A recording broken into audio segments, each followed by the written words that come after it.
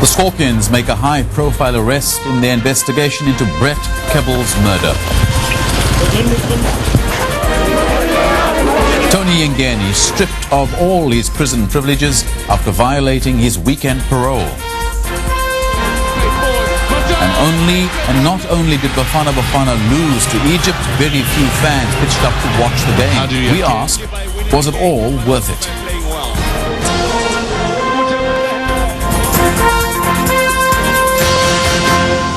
This is E-News Prime Time. Good evening. The elite crime-fighting unit, the Scorpions, believe they've made a breakthrough in the murder of mining magnate Brett Kebble. Kebble was shot dead in his car late last year while driving to his Johannesburg home. In the early hours of this morning, the Scorpions pounced on one of Kebble's business associates, Glenn Agliotti. The multi-millionaire businessman has been charged with murder and conspiracy to murder. Brett Kebble was shot several times on this bridge over the M1 highway on September 27, 2005.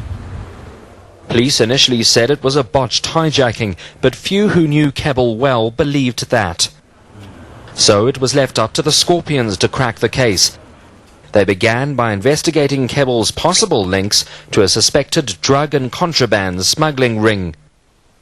Those investigations led them to focus on this man, Glenn Agliotti, a wealthy Johannesburg businessman who's been investigated for links to organized crime. Then, in the early hours of the morning, the Scorpions pounced, arresting Agliotti at his luxury Bryanston home. Questioned for several hours here at the Johannesburg Central Police Station, Agliotti was then taken to the Magistrates' Court, where he was charged with Kebble's murder.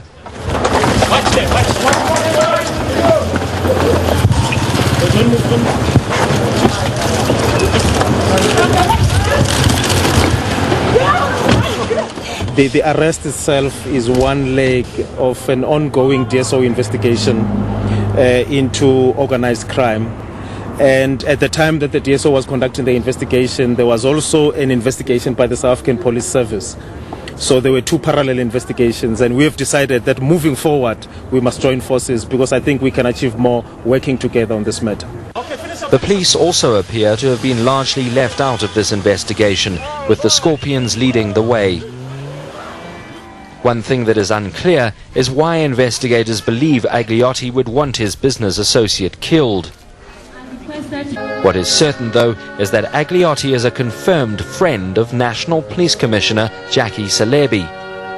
However close Jackie Selebi and Glenn Agliotti really are, the arrest of the man alleged to be at the center of Brett Kebble's murder is only likely to pile more pressure on Selebi to either give more details of their friendship or resign. Though Selebi has insisted he is not linked to organized crime and the two are just friends, his office says he has no reason to quit.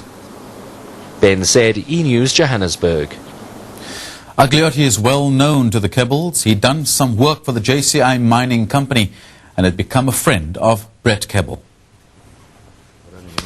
Brett Kebble's brother, Guy, heard of Agliotti's arrest first thing in the morning.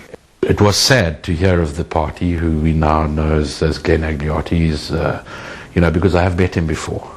And he has spent a number of occasions visiting, my family from time to time. He remembers Agliotti as being very charismatic, always giving people bear hugs. That's what he is, sort of the Italian-style gold chain, gold ring story, black Mercedes-Benz, and how's it my brew, if you like. He says Agliotti was one of the first to come to the family home to offer his condolences when Brett Kebble was killed, and seemed very upset.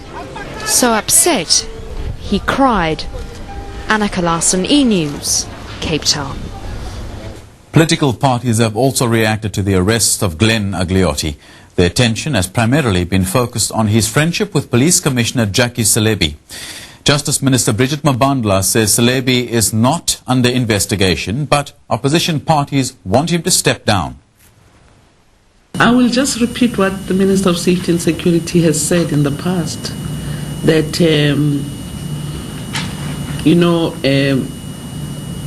at the moment there isn't any investigation against the the commissioner that I know of.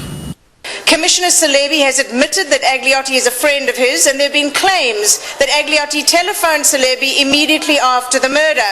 The cloud hanging over the commissioner is now so big that there is no option but to remove him, should he not step down voluntarily, and to begin a full investigation into the nature of their relationship. How can there be a good investigation if the chief of the police services are linked to this person Agliotti? E-News has carefully studied all 12 hours of the Shabir Sheikh judgment and sentencing, and we can confirm that Judge Hilary Squires did not use the phrase a generally corrupt relationship when referring to the Durban businessman and axed Deputy President Jacob Zuma. As a result, E-News apologizes for incorrectly attributing the statement to Judge Squires in reports since the trial. We do feel, however, it is important to recall what exactly was said when Shabir Sheikh was found guilty of corruption in June 2005.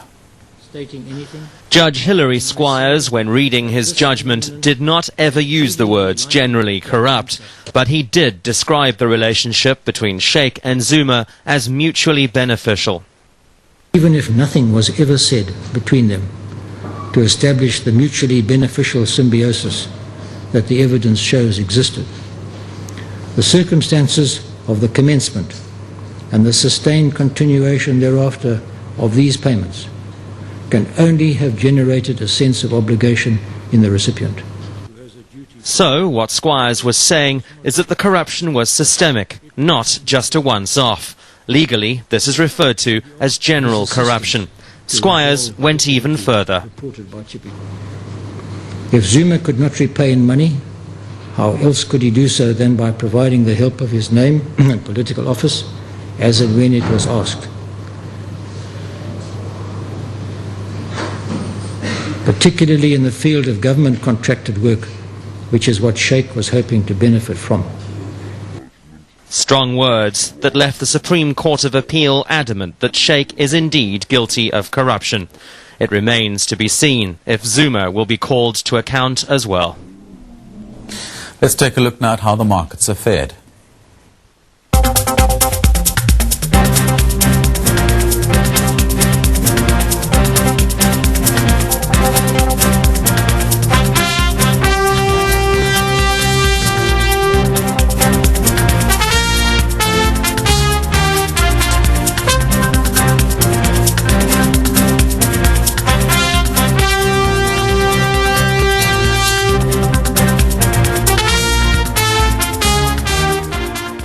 When E-News Primetime continues, after a questionable weekend at home on parole, Tony Yengeni loses his prison privileges.